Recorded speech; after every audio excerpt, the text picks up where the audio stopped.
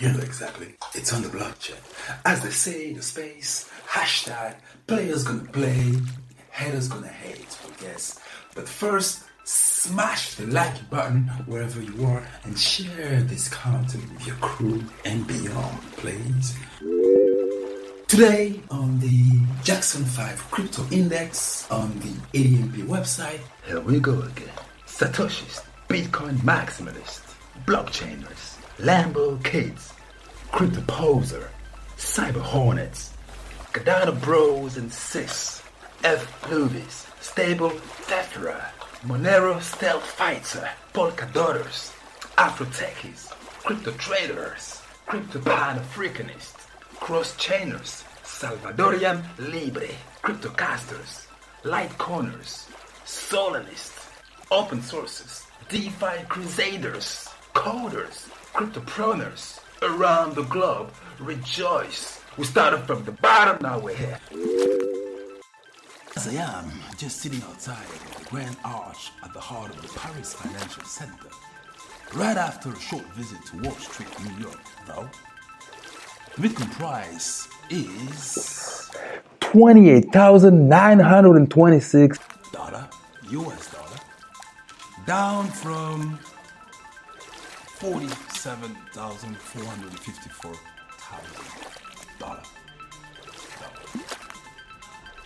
So this is the first since we've decided to give you Bitcoin price on this podcast. First drop. That is. We'll keep it real though, we being the ADMP Virtual Incubator Network team spread all across the globe.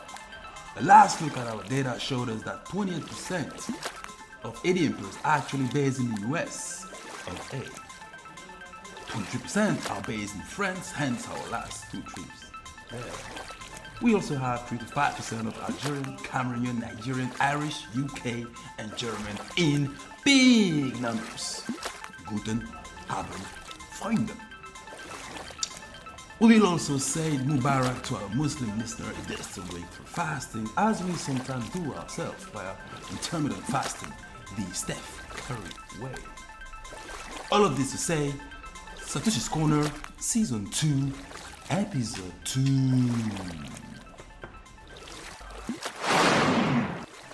My name is ELEGANCE. Because cryptocurrency was designed by Satoshi. My name is ELEGANCE, social media, blockchain, and big data consultant.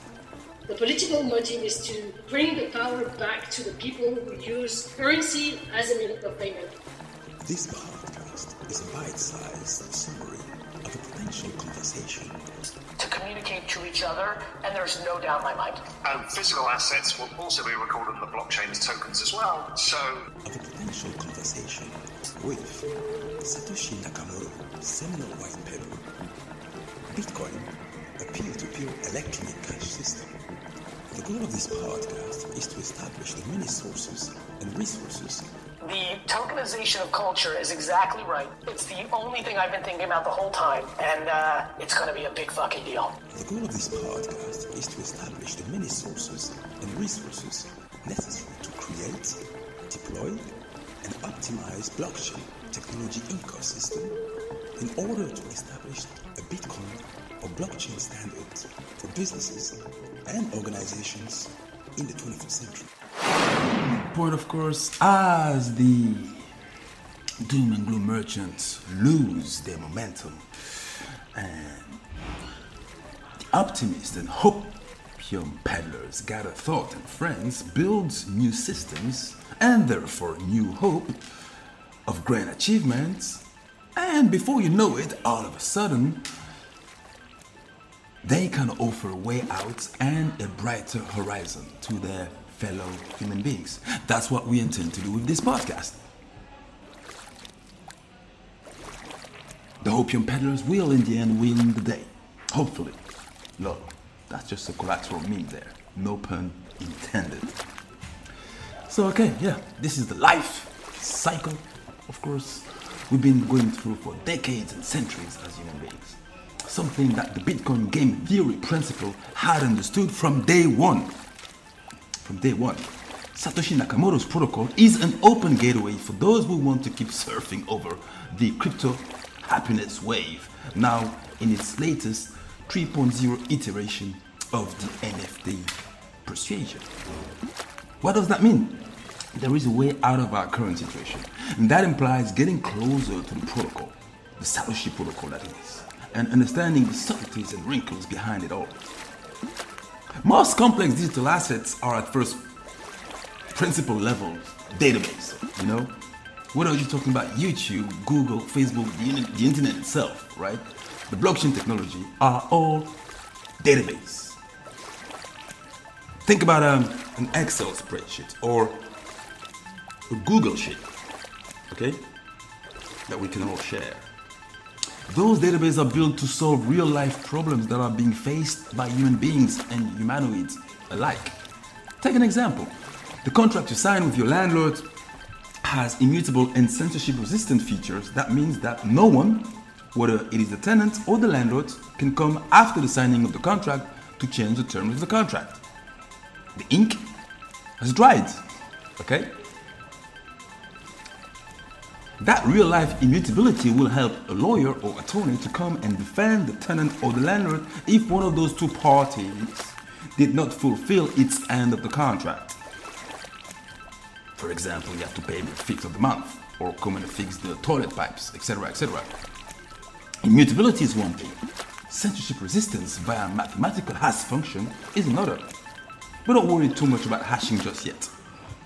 It is another feature that will help blockchain technology from the vintage point of cyber security, which is blockchain's true superpower, of course. Boomers cannot get it. Zoomers will get it. Well, let's hope anyway. Some will say, it's the economy, stupid. We'd say, oh, if you try to sell a digital asset, that asset better be digitally sound and secure first. It's about cybersecurity, stupid. It's a cyber tool. It better be cyber safe. Get it? Right. So, what do we say next? Google Eats. Expertise, authority, and trust is the sound principle upon which Google decided to socially score the potential harm, fake news, and overall antisocial behavior a website could display online. And if we consider a blockchain-based assets that will respect those Google criteria so that it can be searchable on Google search engine, an answer engine too, okay Google, get it? Then digital assets will need to fulfill that promises at all time, right? To be searchable by SERP, Search Engine Research Page. That digital assets will be poised to win the answer engine war to come. Siri, Alexa are coming near you on your smartphone, which will be centered around Siri, Alexa, okay Google, of course, right? And other similar search engine to answer engine, who will most of the time only give one answer, whereas current search engine will give you 30 or 40 or 50 answers over 1, 2, or 3 pages, or even more.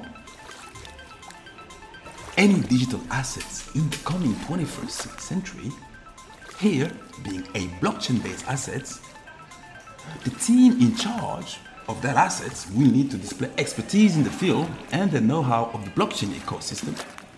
They will have to display authority in the field as to how they deployed their blockchain technology and the servers, the nodes they've put together to do so. And finally, trust amongst their peers, clients, partners, competitors, inside and outside the crypto ecosystem, as far as their ability to deliver on the promises written down on the front page of their websites and their white paper. Okay? Keep that in mind, blockchainers. The lesson for the day is that whatever the digital assets you might be building, you will have at some point to fulfill those Google Eats principles if you want to improve your crypto SEO, search engine optimization. Improve on your crypto metaverse overall attitude and crypto SMO, social media optimization tool. Okay? Really have to keep that in mind, all right? So this podcast will start as per usual with a reading of the most influential white paper of the 21st century, the Satoshi white paper as per the protocol.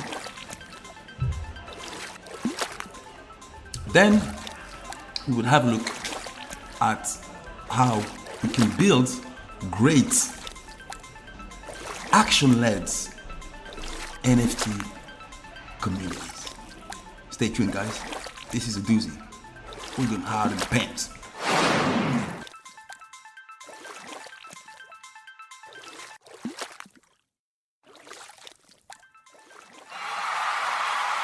Yeah, thank you.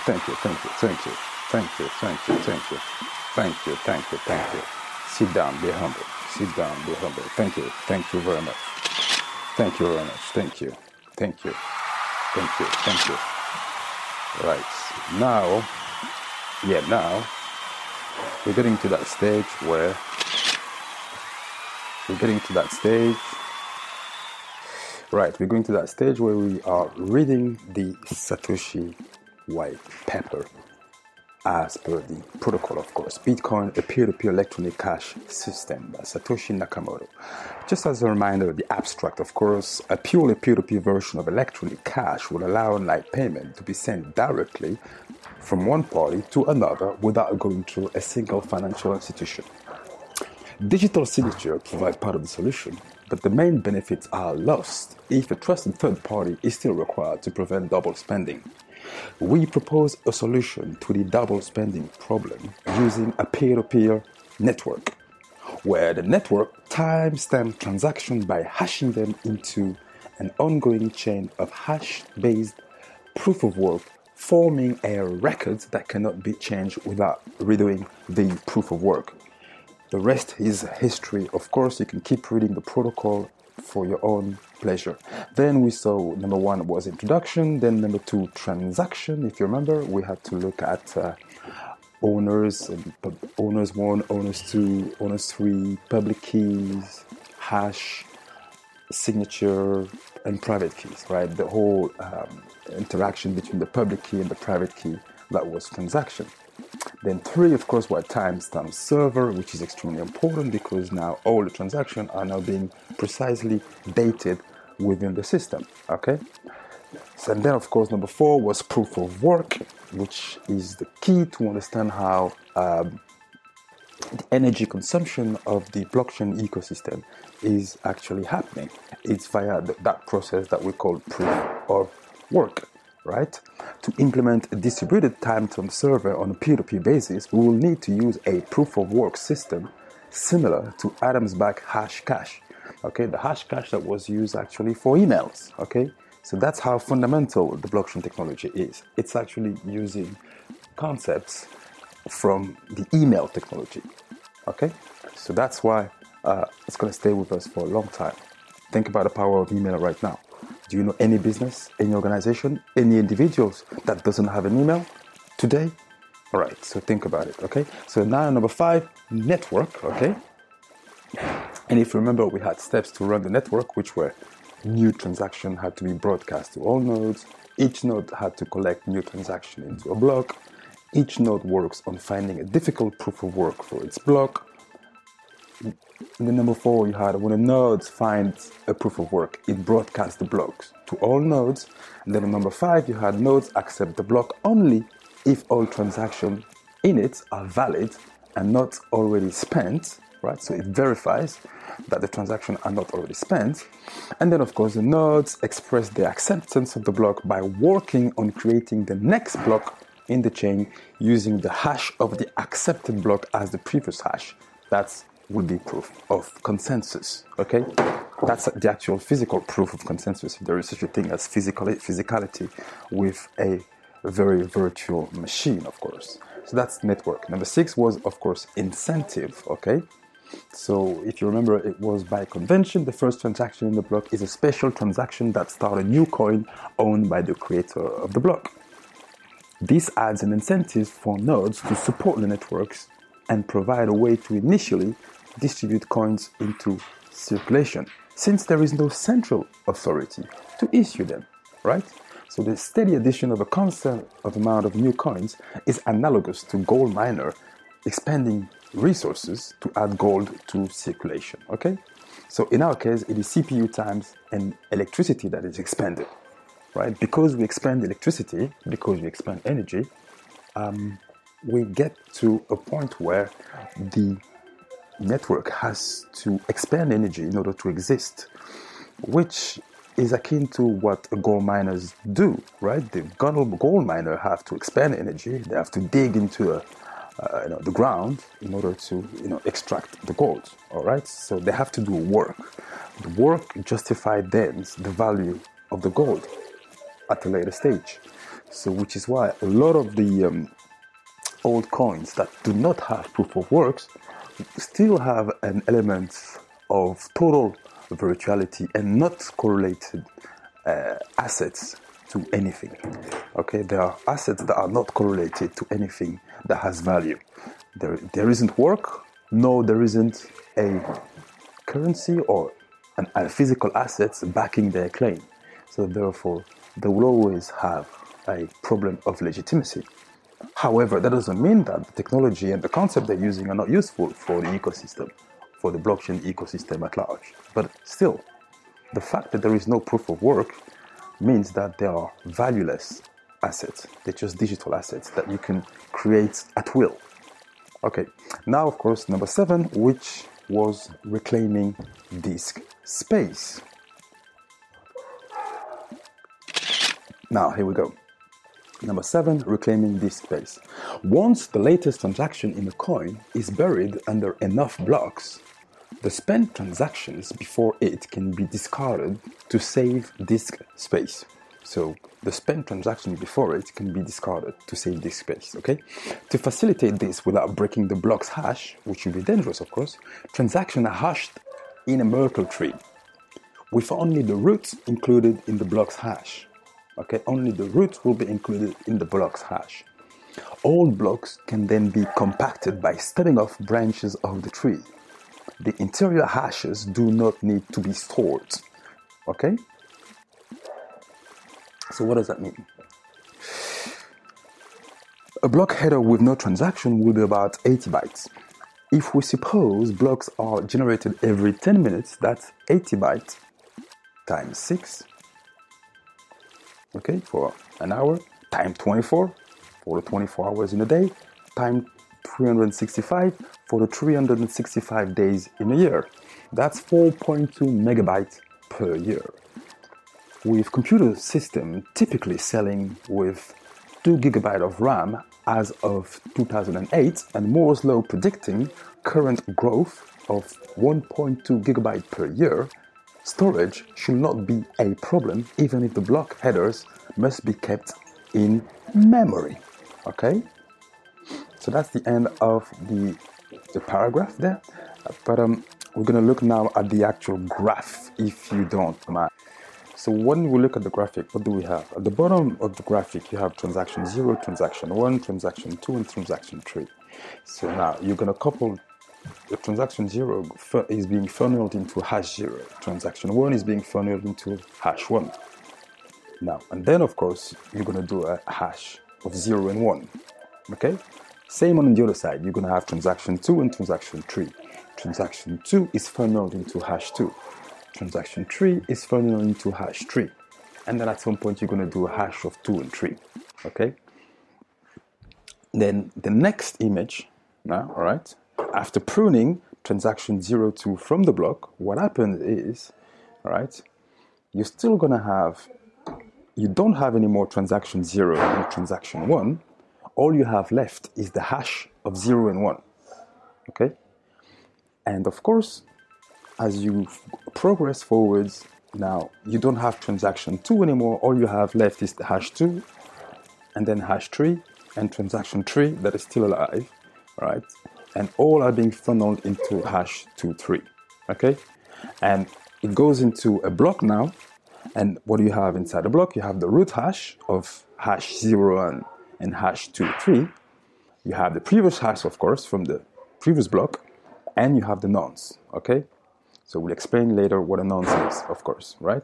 So that's how you basically stub off the branches of the Merkle tree, right? The branches were made of the transaction 0, transaction 1, you've removed hash 0 and hash 1, and all you've done now, you've kept hash 0, 1, okay? That's all of this. We're going to go into the root hash of the block, right? So that's the supreme, that demonstrates the supreme elegance of the protocol, as it shows that the protocol is actually environmentally conscious, okay? It looks into not hurting the environment by definition, okay? Because it's reclaiming disk space and eliminating superficial information, all right, in order to keep only the information that matters for the system, and erasing the information that it doesn't need, that or it won't need in a near future. Okay, so that's the supreme elegance. Again, I repeat, that's the supreme elegance of the protocol. The protocol does care, about the environment. Point 7 is extremely important, of course, because it's looking at reclaiming the disk space on the blockchain.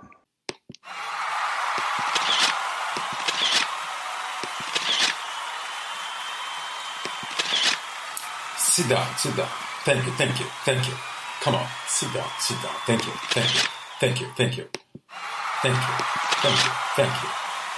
Sit down. Come on, please. Sit down. Come on, please. Thank you.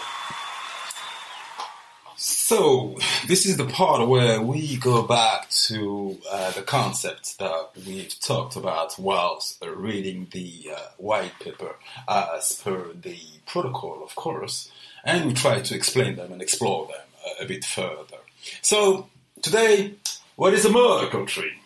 Alright, a Merkle tree is a data structure that can help prove the integrity of a dataset while significantly reducing the memory requirements needed to do so. So it's a procedure where we are going to reduce the volume of data that we're going to store while still being able to verify the integrity of the data that we have now compiled into a smaller set, right?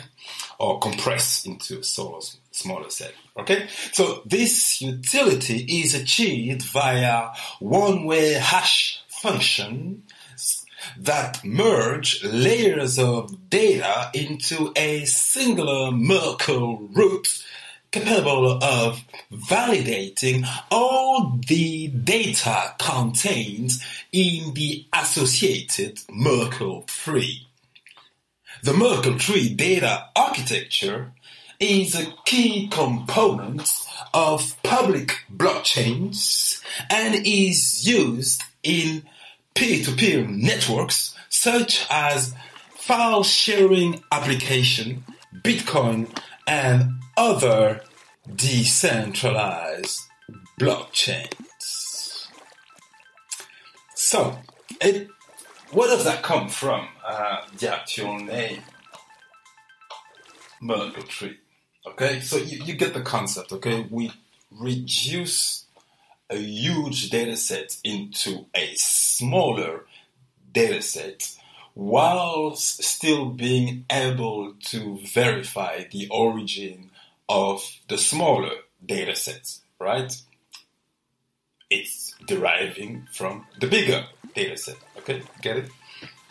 Okay, so that's the idea of the Merkle tree. Okay, so it was actually named after a Stanford University professor, Ralph Merkle, okay?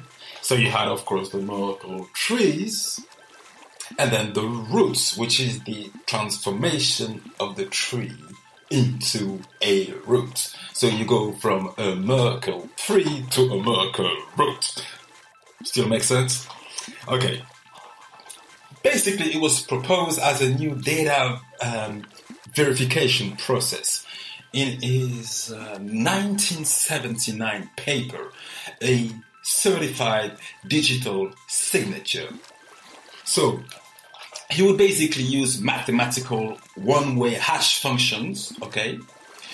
And it will take data and hash it together to create a Merkle root that can serve also as a way to verify data in a Merkle tree. And as a result of that, you therefore using less memory. Okay? So that's where the elegance of the protocol comes from. It comes from the deployment of the Merkle tree, Merkle root technology, and our concept as a data structure. To go? Alright, so 30 years after the publication of a certified digital signature, Satoshi Nakamoto wrote about Merkle tree as per the protocol, and even including one of Ralph Merkle's paper in the reference for the Bitcoin white paper. Alright, so without Merkle trees and their associated Merkle roots, the trustless value transfer blockchain likely would not have been possible. Alright, as well as compressing and compacting data in a meaningful way. Alright, so this content is coming from the Gemini.com website. Alright. Computer science used the term tree to describe anything with a branching data structure. Okay. Unlike the CO2 consuming kinds, Merkle trees have their leaves at the bottom and a singular root at the top. Fascinating stuff still, alright? So, what are the major benefits of using Merkle trees for blockchains? Well, number one, they significantly reduce the memory needed to verify that data has maintained its integrity and hasn't been altered. So that's key component of cybersecurity, of course. If the blockchain technology is not trusted, if there is potential single point of failure within your system or ecosystem, then you lose the trust of the user of the system, and therefore the entire blockchain collapses. And we've seen blockchain collapse in the 21st century. We've seen that already. So we know that trust is a key component to any blockchain ecosystem. It is a key component for the survival of any blockchain ecosystem. So number one, what are the benefits of the Merkle trees? One is they significantly reduce the memory needed to verify that data has maintained its integrity and hasn't been altered. Number two, they require less data to be broadcast across the blockchain network to verify data and transaction. This improves the efficiency of a blockchain because, of course, every time you now need to communicate a set of information at the other end of the network, you don't need to send the entire data packet. Okay, so, and number three, they allow for simple payment verification, SPV, which helps you to verify a transaction without downloading an entire block or blockchain. This allows you to send and receive transaction using a light client node, more commonly known as a crypto wallet. We'll go deeper into that in later episodes. Please bear with us. All right. Thank you very much. Now, still going through the Gemini website, that's quite interesting because you have a lot of notions that are quite good. If I look at Hal Finney, was a famous cryptographer and programmer who was employed by PGP Corporation for many years and eventually became known as one of the early pioneers responsible for the creation of the Bitcoin network as per the protocol, of course. Finney was the recipient of the first Bitcoin transaction that was allegedly sent by Bitcoin creator Satoshi Nakamoto. Okay, so could Finney have been Satoshi Nakamoto? It's a good question. Halving. Halving is when the reward allocated to miners for mining new block is reduced by 50%. Halving events usually occur at fixed intervals. For example, Bitcoin's block reward is halved every 210,000 blocks and happens about every 4 years. That will make 2009 for the first year, 2013 for the second halving, 2017 for the third halving, 2021 for the fourth halving, and 2025 and 2029 for the upcoming halving. Okay, usually around those times you should expect a hike in Bitcoin price signal. Hard cap. Hard cap has two separate definitions related to blockchain. Firstly, a hard cap indicates the absolute maximum supply of a cryptocurrency that can ever be created. For example, Bitcoin has a hard cap supply of 21 million Bitcoin. The second meaning indicates the maximum amount of a currency that will be offered to investors during an initial coin offering or funding round.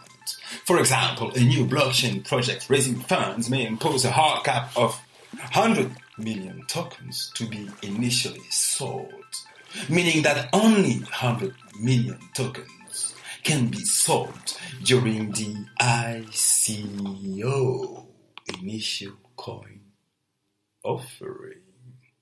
Okay, that's I like that. Okay, I like seeing those nice words. We could look also at hard peg.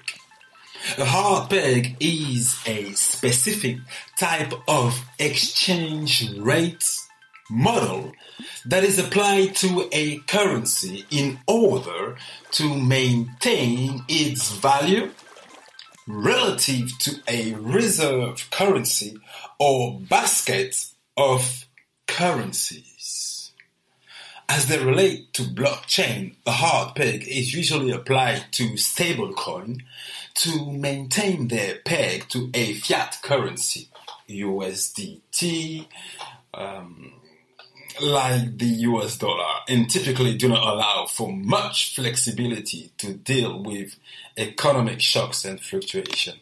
So I should refer you to this podcast because we do talk about peg with the terra-luna shenanigan. Okay, here we go. Hash rate. The hash rate is the unit of measure for the computing power of a proof of work consensus mechanism. The hash rate is valued in terahashes per second and increases or decreases according to the number of miners operating the network. So, hashes per second. Hashes per second is the measurement used to determine the hash rate on a blockchain network.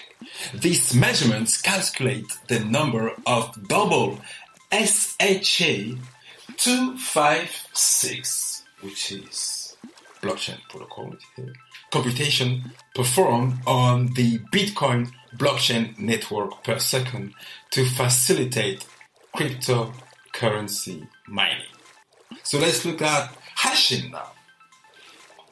Okay, simple. Hashing is the process of taking an input of any size. So you have a bunch of data, right, of any size. It could go from a book. That's a wrong example, I guess, but okay, yeah, a whole book, right, or a whole world file, okay, any size, okay, and using a mathematical function called a hash function to create an output of fixed size, and you will always have the same amount of data on the other side. Thank you. Get settled. Sit down and be humble. Thank you. Sit down and be humble. Okay, so we're going to call this section how to leverage your online community or your crypto communities. How do you leverage them? So, first and foremost, you need to agree on a set of common values, okay? Find the values for your community. Is this what? Save the planet? Make money? Whatever it is, okay? Find the common values of your online community. That's the first thing you need to do. The second thing you need to do is, of course, to build what is known as a user persona, a fan persona, right? What you're trying to do, you're trying to work out the archetypes of what defines the member of your online community, okay? So you're looking at data points. Those data points could be, of course, the sort of films that you like, the sort of movies and films and music and arts and culture and all sort of information that will actually define the sort of people you're trying to attract into your community. Okay, at the beginning, you don't need to do many fan archetypes. You can do 3 to 5, okay, and work with those 3 at the beginning or 5 at the beginning. And then at some point, of course, the archetype has to evolve, of course. It has to change. You have to add new archetypes if you want, okay, in order to grow your community. That's the simple aspect about it. That's the simple effect of it. If you change the archetype, you will by definition grow your community. I'll give you an example. Let's say you're trying to build a Marvel community. But ultimately, what you want to do first, you want to focus and narrow down on a niche. That niche will be Spider-Man fans, okay? Then once you've done the Spider-Man fans, you've drawn the archetype of the Spider-Man fan. Now you focus on the Iron Man fan. And then after that, you will focus on the X-Men fan, and so on and so forth, until you rebuild the entire Marvel metaverse or multiverse, okay? So that's the whole idea behind it, okay? You create fan persona, but those fan persona, those user persona, those archetypes will evolve over time and therefore enable you to build a bigger and better online communities. That's for the fan persona. Now, of course, an online community has core features that will help establish what we call proof of community. So according to Raoul Pal, okay, from Your Vision YouTube channel, an online community has key features that we need to identify. The first one, of course, is clear leadership. Okay, what do we mean by clear leadership? It's admin and moderators, really. You can have, of course, charismatic leaders. I mean, we all know that digital influencers can be extremely charismatic. And of course, if you have one, then the more the better. But ultimately, what we're looking first and foremost is an admin person. The person who's going to be the face of the group that you're trying to build or the online community that you're trying to build. And that person will connect with the platform, okay? They will build the community in their own names, okay? That's the first thing. Then, of course, you're going to need moderators, because those moderators will moderate behavior inside of the community, the online community, if you want, and they will also moderate language, because it's extremely important to moderate language, because as soon as you have disparaging comment or negative comment, negative language, trust me, the first thing people want to do is to get out of Dodge, okay? Get out of town, leave the group, okay? So you don't want to have too much negative comments and negative input from people. You have to be able to moderate that content, okay? So of course, within the corporate world, you would have the social media manager who will be the admin of the group, but the community managers, the team of community manager will actually be the moderators of the group. So that's proof of leadership. Then, of course, second thing we need to have is a proof of statement. A mission statement is a text, okay, that tells people exactly what are your short-term, long-term, and mid-term vision, goal, ambition, and objectives, okay? That's for a mission statement, right? That text should be available to everybody that is entering the community. Ideally, you want people to read that document as they enter the community. But also what you want is that document should not be too long, because of course, if it's too long, then it becomes counterproductive. You don't want people to spend their time reading your document. You want people to actually participate into the community, okay? So, which is why you need this proof of statement. Then, number 3, you will need a set of rules, okay? Accepted or voted by the community, ideally. Okay, so we're going to look for proof of rules. Why do we need rules and guidelines? Because in our job, in our profession, of course, rules are extremely complex. There is 5 levels to it, okay? The first level will be pan-European, for example. I mean, I'm saying pan-European because we are actually based in Europe. So we are, if you want, we have to abide by the GDPR, General Data Protection Regulation. Okay, so that's the pan-European level. But of course, you would have a pan-American level, you could have a pan-Asian, you could have a pan-South American level at some point in the near future. Watch this space. So, 5th floor, pan-European level. 4th floor, it will be, of course, at national level. Okay, France, you have the CNIL, and in the UK, you have the ICO, Information Commissioner Office. Those agencies are actually the agencies that are in charge of any regulation around data protection, data transfer, data collection, okay? At a national level, okay? So that will be the second level. First, international or pan-European or pan-continental. The second level will be national. The third level will be what we call the professional level. The professional level, well, we are community manager and social media manager, so we have rules and regulations we have to abide by. That's the first thing. The second thing is, of course, if we work for a client, okay, that client will be professionally controlled by an organization, okay? If it's a doctor, it will be the doctor's council. If it's a lawyer, it's a lawyer's council. If the person works in finance or insurance, of course, that will be the SEC or any of those type of organizations that are, if you want, in charge of regulating, of course, the profession you're working with. So, 2 sets of rules, one for the social media and community manager, another set of rules for the client and its professional involvement. Okay? So that will be the set of rules that we have to look after. That will be the professional level.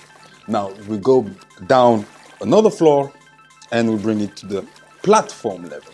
The platform itself will have its own set of rules. Okay, YouTube has its own community guideline rules. Facebook has its own community guideline rules. All platforms have their own rules, and you have to abide by it. If you don't abide by it, you're gonna get kicked out. That's the extreme part of it. But before that, you could go through a strike process where you're gonna have punishments being imposed on you, like shadow banning. It could be a Twitter prison. There are a lot of ways for social media platform if you want to prevent you from accessing the full reach of your community, okay?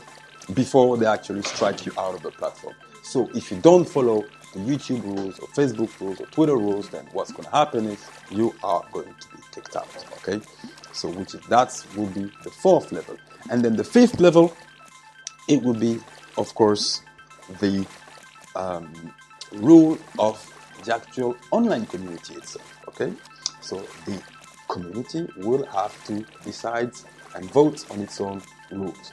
I think that's the best system we've found because it's easier when people design their own rules and then self-apply it to themselves, okay? So, ideally, you don't want them to decide everything, okay? You want to decide the first 2 or 3 rules, okay? And then tell them, okay, you guys do the next 7 rules, all right? That's the best way to go about it. That way they can see this, they have a sense of where you're going with the rules, what type of rules you want to enforce, how severe or how relaxed they are. And then after that, they can now create their own rules, okay?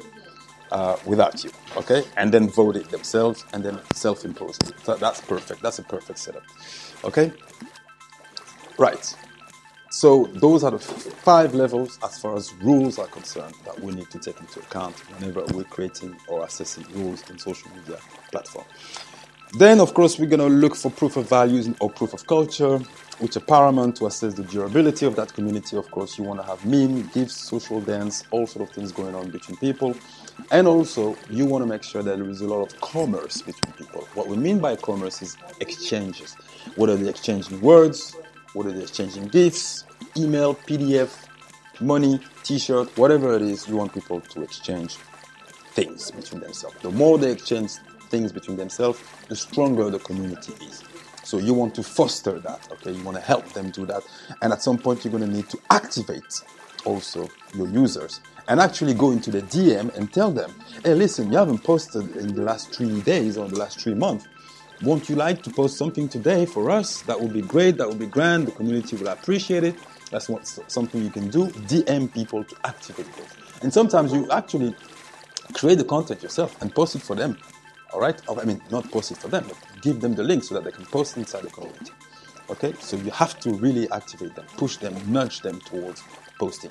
Because once you've posted one time, 2 times, after that, it's easy for you. All right? But sometimes you need to break that ice, literally. Okay? And push people towards posting. Okay? So, ultimately, what you want is a lot of UGC, of course, user-generated content, okay? Which, by the way, is content that is generated by users, and that means you're sleeping at home, right? And you wake up in the morning and you have 50 notifications. That's 50 people that have been posting it inside your group, okay? I personally manage a lot of groups, more than 50 groups on Facebook, Reddit, Twitter, 4chan. And that, the ability to generate or to help people create user-generated content is definitely a feature of very active and very dynamic online communities, okay? So, of course, you want your content to be remixed, to be reappropriated, to be reinformed, to be reused, retweeted, okay? As long as people are generating content, you are a very happy person, okay? So that's a start.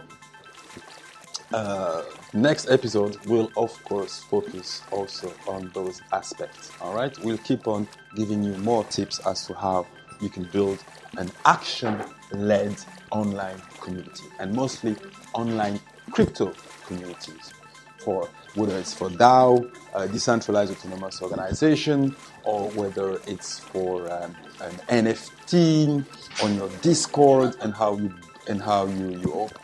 interact with your users, and how you make sure that you can actually leverage the activity and sell an NFT like you've seen for $400,000 and those sort of amount of money that are totally irrational. As soon as you step outside of those online communities, nobody is buying those NFTs for that amount of money. Nobody. I mean, very few people are, okay? Outside of those communities, okay? So that's because those online communities are action-led online communities. People join those communities and they know why they are joining those communities, okay? So, and they're ready to actually do something about it and get into an action mode. All right? Okay, so this was the core feature of an online community or an online crypto community. Thank you very much. I shall see you soon.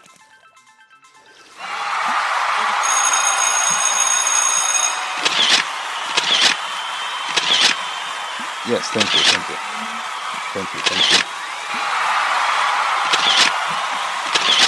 All right. Sit down, sit down. Okay. Sit down. All right. To finish with, we tell you there was a little surprise or newsflash at the end of this podcast, and here it is. Another microdosing of the Luna Terra latest crypto crash and subsequent global crypto bear market. Personally, as a military who's been in space since 2012 and 2013, when Bitcoin price signal was around $3 to $4 and was some underground geek cryptocurrency on the deep web. Since then, we've had the crypto crashes of early 2017, February 2019, when Bitcoin, remember, plummeted at, $3,000? Or June 2021, when Bitcoin price dropped to 33,000, down from 53,000. Now, think about it. All this to say that Bitcoin's so-called price volatility is par for the course, as it is actually a mirror being held in front of our global economic system. Instead of talking about Bitcoin price volatility, people should rather talk or refer to Bitcoin maximal velocity, as transactions are globally validated at the speed of light 24/7, 365 days of the year, without weekends, bank holidays, or even third party needed to prevent double spending problem, as per the Satoshi protocol, of course. Why?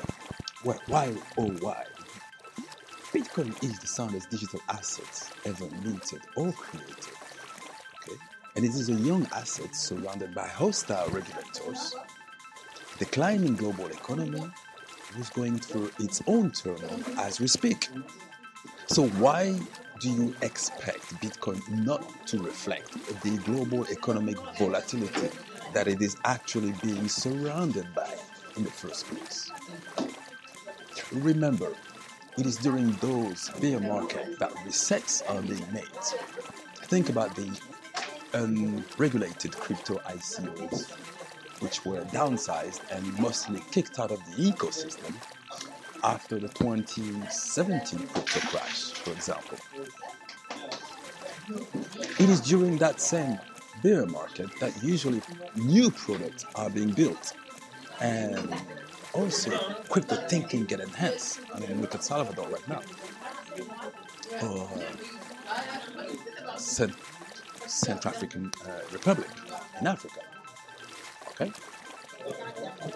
so people kind of step away a little bit from their laptop and stop staring at Bitcoin global price signal and start building stuff. So bear markets are a good thing to some extent, as long as they stay short, of course, right? Moreover, the crypto ecosystem can now bounce back as more is invested in tools like Lightning networks, wallets, platform, etc., etc.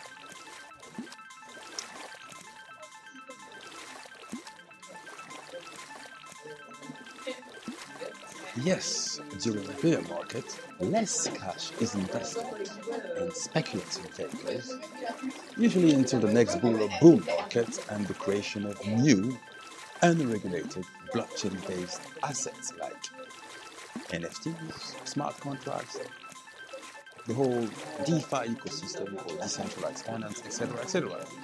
But the key word here is regulator, of course.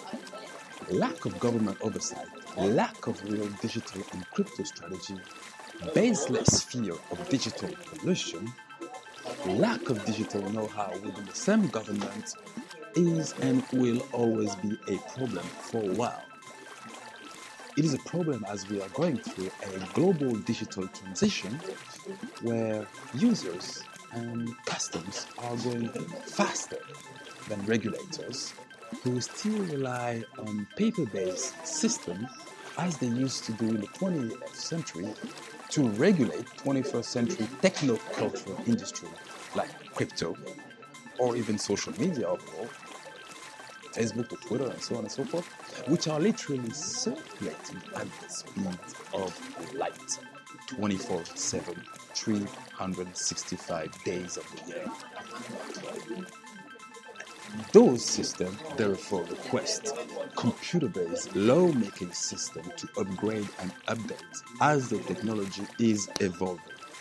Those are living ecosystems. They're not dead. They are in perpetual movement. And they are by definition also perpetual line steppers. Now, talk about bringing a knife to a gunfight, folks. So what is terra-luna problem then? The concept of a stablecoin. Right, what is it? Yeah, another magical assets created the blockchain ecosystem. People have a lot of creativity in that space. We're just a witness. According to Investopedia, stablecoins are cryptocurrencies, the value of which is pegged or tied, linked to that of another currency, commodity, or financial instrument. Okay? So it's the idea of the pegging. The idea of the pegging is quite a null idea. Right? You have Hong Kong dollar, you have Australian dollars, which are pegged to the US dollar. But stable coins, that's a new concept. Okay? So why did we need stablecoin in the space in the first place? Stablecoins aim to provide an alternative to the high volatility of the most popular cryptocurrencies, including Bitcoin, Ethereum, etc., which has made such investments less suitable for wide use and transaction. So it's a place where you can exchange and swap your fiat currency for crypto and your cryptocurrency for fiat to some extent. So it's a gateway, right? You get it? All right? If the idea of a stablecoin may be workable in theory and has a clear function of gateways between fiat currency, old school fiat currency like dollar and euro, and crypto finance, or if you want between TradFi, traditional centralized finance, and DeFi, digital decentralized finance. So if it works in practice, in theory, it has two fundamental premises and shortcomings too, by the way. What, 2, 3, 4, depending. Okay, so number one, your customers and clients have to be able at all time and whenever they want to swap your stablecoin, the stablecoin you've created, whether it is USD, USDT, Terra, for the pegged fiat currency, on the other side, whether it is dollar, euro, or ruble. So that what that means is 1 for 1, 1 Terra equal $1, or 1 Terra equal €1, or and so on and so forth, all right? So, and this has to be on the front page of your website, Whenever you are going to land on this website or come through our doors, if you come with our stablecoin, we will give you back a euro, and vice versa. If you have a euro and you need our stablecoin, we will always enable the transaction for you. We will never ever stop it. If we stop it, we will lose your trust. It is as simple as that. So, which implies that you do have enough cash available in your vault to service your customer base at all time. The stablecoin company has to have cash available 24/7, 365. All right? In vault. So your customers, number two, what else you need to have? The second premise is your customers and clients will use your assets in all sorts of complex crypto schemes and pools around the globe, and you will always struggle to monitor your entire ecosystem. Meaning they're going to short you, they're going to long you, they're going to play around with your currency. All right, your currency will be used as cannon fodder for financial instruments, and it will always be difficult for you to monitor everything that is being done with your stablecoin. So it requires you a very efficient and very solid management team, a very solid and very efficient algorithm behind the people building a stablecoin. So if they don't have a track record of managing such complex financial assets, I'd say run away. All right? Okay. So let's go back. Okay. Number 3 now of the shortcomings or premises, if you want, is as a stablecoin, you're still dependent and correlated to the fiat currency you've decided to peg your crypto assets to link your crypto assets to. And its performance will influence clients' morale, attract speculators or not, and they will come to short or long you in all sort of ways. All right? Because your stablecoin exists in both ecosystems. So it has flows in both ecosystems, whether it's crypto ecosystem or whether it is the old school paper-based fiat currency ecosystem. All right? So you're dependent and correlated to those two ecosystems. Okay? So you can be attacked from one end or the other. Okay? So you're much more vulnerable by definition. All right, 4th one, circumventing the first idea and decide to create a pre-mined stablecoin that has not stashed away enough fiat currencies to service its customer base.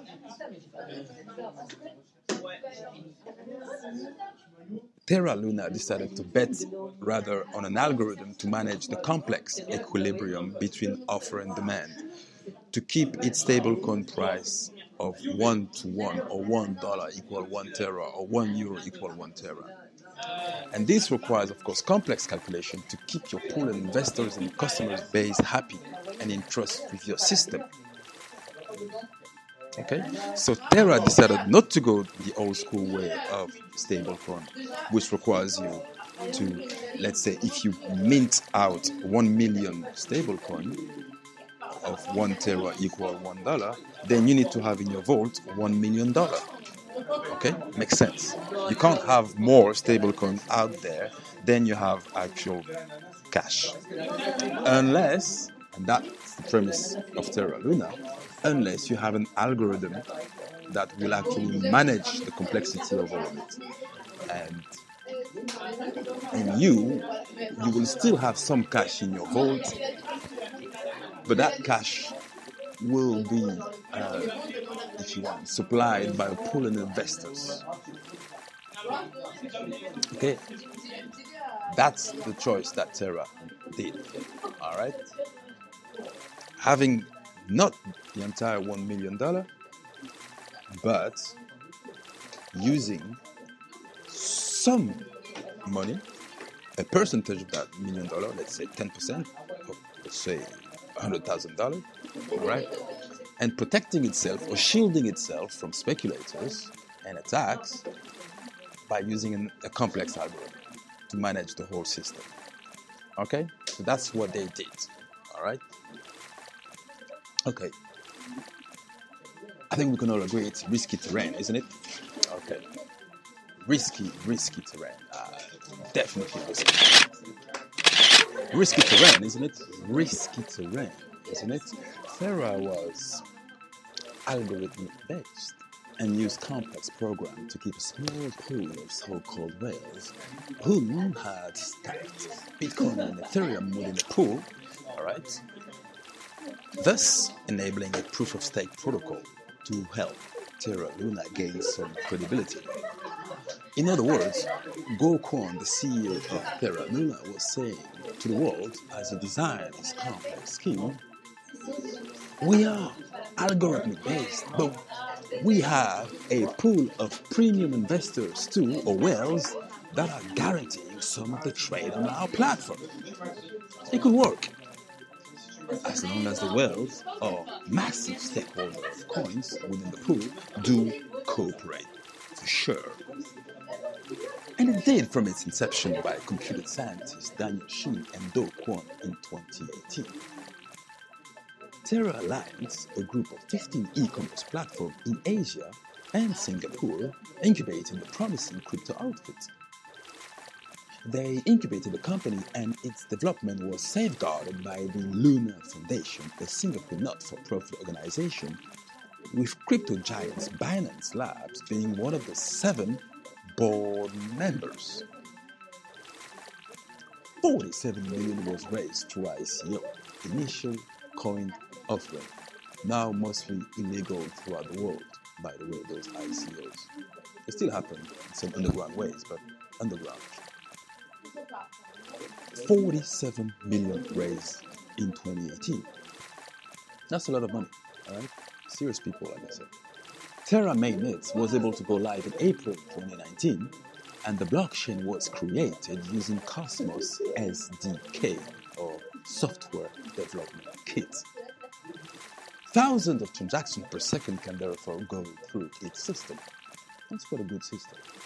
It is a high-velocity transaction system that claims to be decentralized, but with only 130 validators and miners, which sounds still quite centralized if you think about it, because of the low number of validators, of course.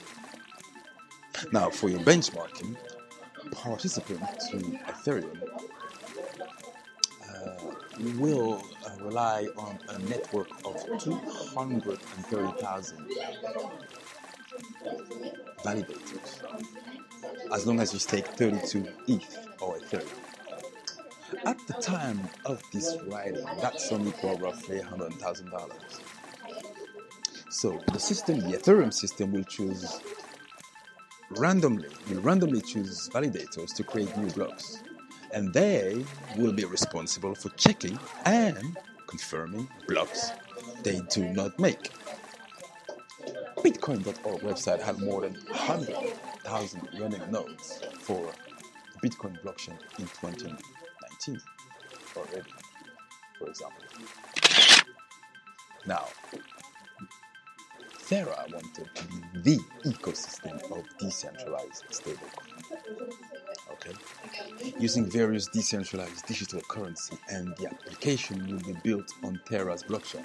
So Terra was assuming that by stacking decentralized currencies, they will therefore act and appear much more decentralized. Okay? So that was the plan so far. Good plan. Can't say anything about it. And Luna was just the vehicle used to stake on the Terra blockchain for those willing to increase their voting power. Anyone wishing to be part of the Terra ecosystem, right? Luna was that vehicle that you would use to stake, right? Put money, okay, to aggregate, right? And Luna will also help stabilize the ecosystem by allowing the pool managers to maintain the pegging of the various stablecoins that they will be linked to, whether it's dollar, euros, or Hong Kong dollar, and so on and so forth. So that's still understandable as far as our little brains are concerned, right? I'm sure you're still with me. I mean, as I've always said, you should always listen to this podcast twice, if you really want to understand what's going on, all right? Up-minting versus down-minting. Let's keep it simple here. We want to keep our audience informed and encouraged. Okay, this is how it works. Going quickly into it. Basically, on Terra, $1 worth of Luna can always be burned to mint $1 UST. And $1 UST can always be burned to mint $1 worth of Luna. Okay, UST, Terra, Luna. Okay, you get it? You are therefore up-minting if, say, the trading of UST, the stablecoin, is at 1.50 or 50% above its $1 peg, all right? $1.50, okay?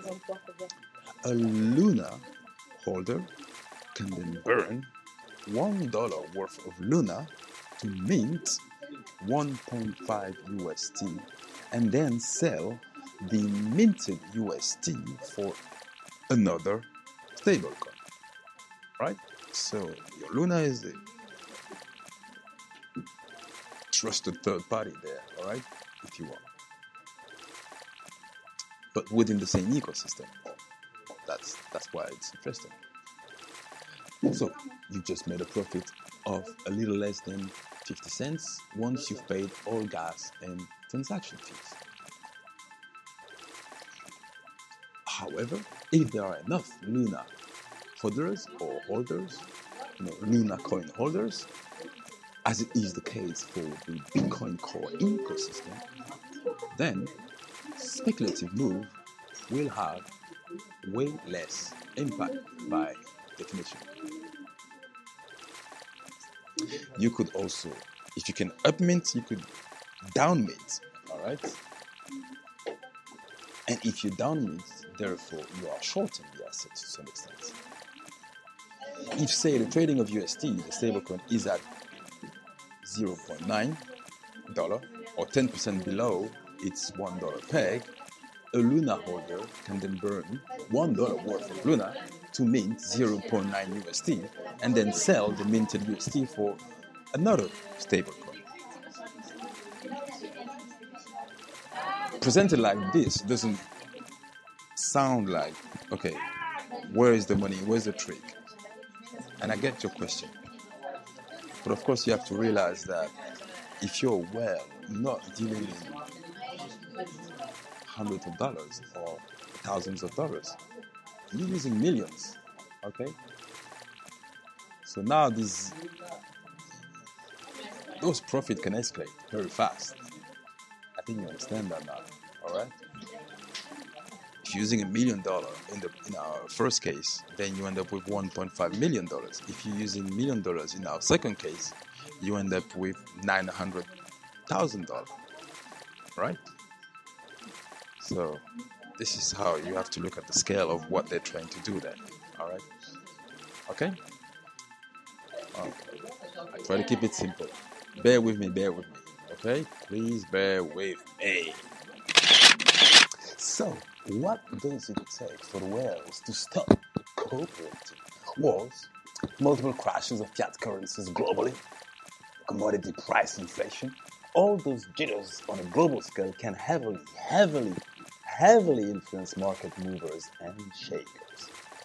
And that's probably enough for some to drop their crypto assets and go back into more trusted flight to safety assets in the TradFi of fiat currency world, euro, dollar, yuan, etc., etc. As we know, a lot of corporate money has flown into the space lately. All right?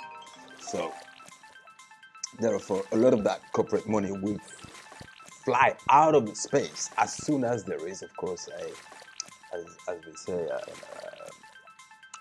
accident happening, of course, in the fiat world, right? They will take the money from the DeFi world and bring it to the traditional financial world in order to protect their assets on that side of the financial ecosystem or market. Right? So far, so good. Okay. So as far as shitcoinery goes, I mean that's it's a whole podcast. What is shitcoinery? And it's the art of creating shitcoin out of thin air, pre-mint assets, and then hide some of them, and then bring them into the market. Basically, all the scam that you see around all those alternative blockchain are out there, right? That shitcoin, it's an art form. It's an art form, I guess. And ironic. You get that, right? So, the terra-luna scheme is an elaborate one that may or may not be a case of a potential exit scam by its core investors who could use stash of Terra or stash of Luna, and that they have hidden somewhere, and then buy back all the Bitcoin and Ethereum in the pool, right? At a rate that actually is satisfying for them, okay? Which is 1 for 1, okay? 1 Luna for $1 kind of thing. Well, that is what could have happened. We don't have those proofs. I mean, if you really want to have a proof, I guess you will need a proper investigation by legals, of course. But, we're kind of familiar to what happens in the space. So that's kind of what we are kind of seeing. Who knows? A bad trade could go wrong as well. Or it could be an attack by a smart speculator who saw beyond the fragile equilibrium behind the terra-luna crypto assets and ecosystem. It's a complex thing. You get it? All right. So the lesson so far. 1, do your own research, please.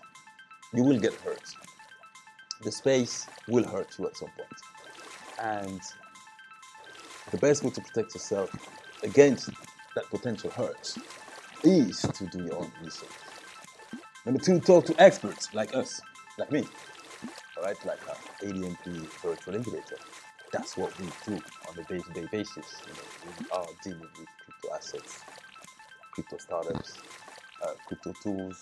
Do not forget to subscribe, like, and share this content, and support our online community by making this content viral. We want to go everywhere. We want you to help this content go viral, okay? Please do so. Share it with everyone you know. We are trying to change the world, guys.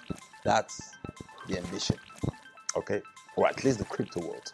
Now, let's round up this pod by mentioning our links. You can find us on all the good platforms and wherever you listen to your podcast. It could be our sister podcast, the Down Blockchain Podcast, BDB1, where your favorite bilingual pod makers, Herman Jumisi and Dr. Won King, are back at it, charting the rise of the blockchain technology ecosystem and how it does impact our lives post-crisis. Please enjoy. We're on Spreaker, of course, and under the name the Down Blockchain Pod BDB1. All right. You can also find ADMP and BDB1 on Podcast Addict. All right. You can find us on Podchaser. We are also available on Deezer, guys. And by the way, we also have a little YouTube channel for BDB1. Okay, so please find us there on YouTube. We have a Facebook group, right? Huge community, massive community, more than 5,000 people there discussing all sort of crypto issues, of course. And it's facebook.com/groups/PanaMediaND. I'm spelling it now, PANAMEDIASMP. Right, we have a newsletter too, admpincubator.substack.com. We're also on Discord, #MetaBaron, okay? And our Discord is .gg/C6H9GJHQ. And then, of course, we can find us on Telegram. All right, our channel is simply named ADMP Awards, AWARDS. Friends. And of course, to finish with, we have an email address, which is teamadmp@gmail.com. And as we keep going through this bear market, please, folks, stay away from the bonfire of shitcoins that usually follows bear market. There's going to be a huge bonfire, and it's going to make a lot of fire. All right. You should also stay resilient, as this podcast is. Should we say it's probably a work of timeless greatness in impeccable form for this podcast? I think we all agree on that. Now, keep spreading knowledge, keep showing passion, and let the crypto kids play. Have a nice day. Have a nice week. Have a nice month. Have a nice life. Bye-bye. Bye-bye. Bye-bye. Thank you very much. Thank you. Bye-bye. Thank you. It was a pleasure. Thank you. My name is Satoshi. Because cryptocurrency was designed by Satoshi. My name is Satoshi, social media, blockchain, and big data consultant. The political motive is to bring the power back to the people who use currency as a means of payment. This podcast is a bite-sized summary of a potential conversation to communicate to each other, and there's no doubt in my mind. And physical assets will also be recorded on the blockchain as tokens as well, so... of a potential conversation with Satoshi Nakamoto seminal white paper, Bitcoin, a peer-to-peer electronic cash system. The goal of this podcast is to establish the many sources and resources. The tokenization of culture is exactly right. It's the only thing I've been thinking about the whole time, and it's going to be a big fucking deal. The goal of this podcast is to establish the many sources and resources necessary to create, deploy, and optimize blockchain technology ecosystem in order to establish a Bitcoin or blockchain standard for businesses and organizations in the 21st century.